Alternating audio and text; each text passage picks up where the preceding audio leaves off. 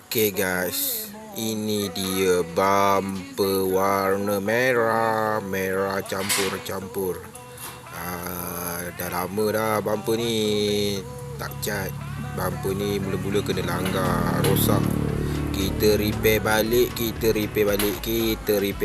sampai dia macam ni lah rupa dia. Walaupun tak berapa cantik sangat, tapi okey lah. Bumper sendiri, kereta bumper sendiri.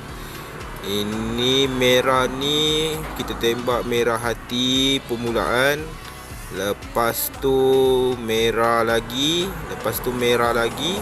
lepas tu merah campur-campur. Yang ini tak tahulah apa masalah dia ni. Dia main kening-kening, kenyit-kenyit pula. Apa masalah kau ni?